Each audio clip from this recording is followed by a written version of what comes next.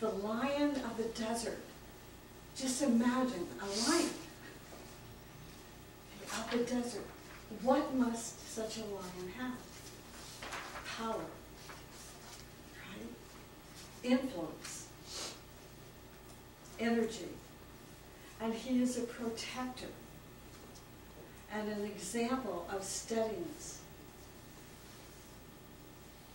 endurance, and energy.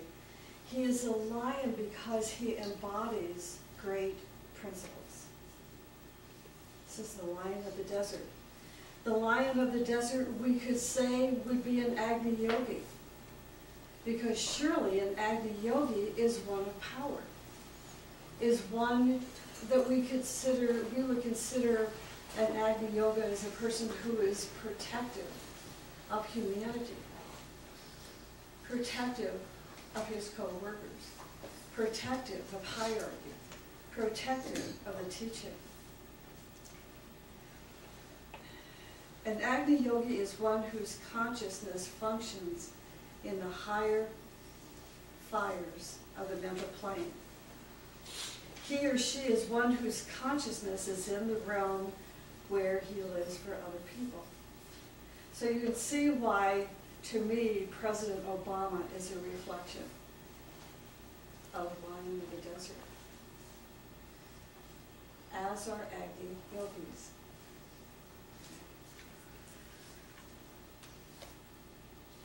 Not only does he live for other people, he also changes deserts into gardens.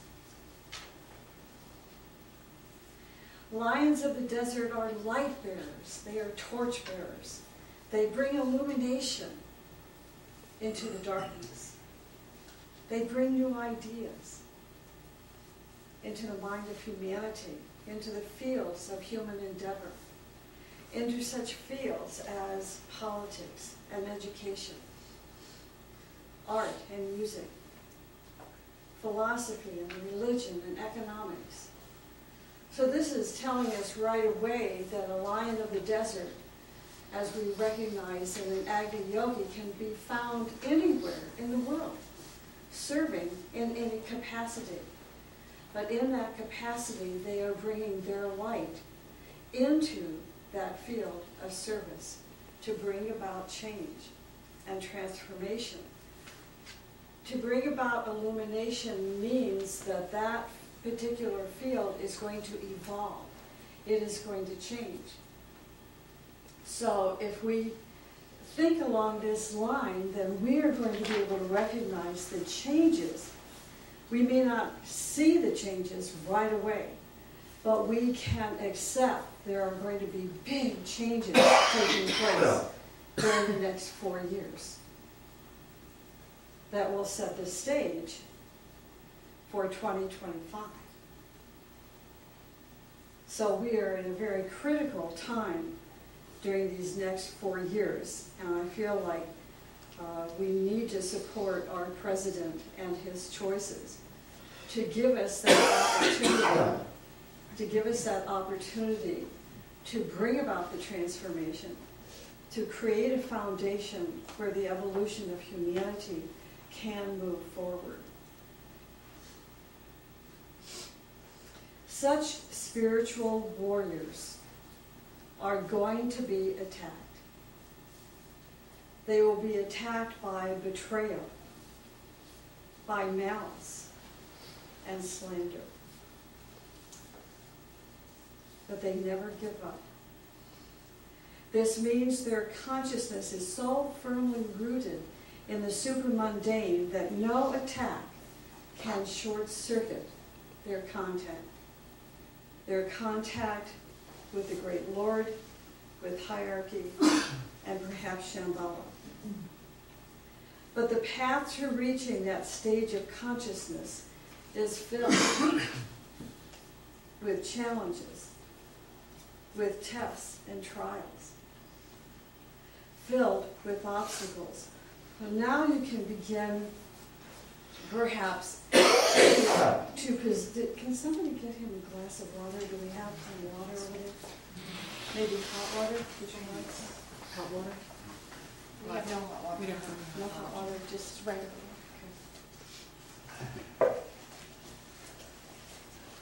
So perhaps you can now position yourself on this path alongside a lion of the desert, alongside an Agni Yogi, alongside those great teachers and leaders that have walked the path before us, preparing the way so that we may see the way a little bit more clearly than we would have without the light that they gave to us.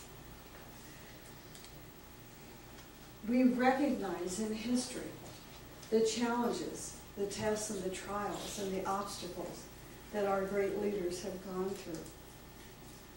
I believe that groups like this one and those that we know that are meeting not just in this country but around the world, that these people are our future leaders. Therefore, our path, our life may be considered a little bit more difficult than the average human being. That our obstacles are greater, our tests and trials are greater, because we are being prepared for something greater. This is why I think some people cannot handle the fire and they leave. But others want more fire. They're not satisfied with a little flame. They want a bonfire. and of course, fire generates energy. It generates momentum, a forward-moving energy. This fire, what it does, it burns anything that works against the purpose of humanity, that works against the purpose of our soul, that works against the purpose of evolution. So in the teachings we are given that word, we read it over and over again, we hear it in lectures, and perhaps even in our dreams, about the importance of purification. Purification is so important. We are told that all servants of humanity must be tested. So when we see our leaders undergoing a test, let us recognize ourselves in them. And I truly believe this. If we can recognize ourselves in the test and the betrayal and the slander of our leaders, then we will not criticize them, but have compassion for them and support them. We'll have an understanding that they are being prepared for something, a duty, a job even greater than what they are engaged in now. And someday we may be positioned where they are. And perhaps we will be even better prepared to handle those tests, those obstacles, and those challenges.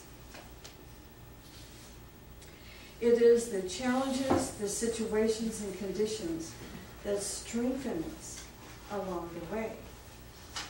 If you measure your life today against 10 years ago, you will see, you should see in yourself a completely different person. More of the soul, more of the self is an expression than 10 years ago. 20 years ago, we were children. Some of you barely born.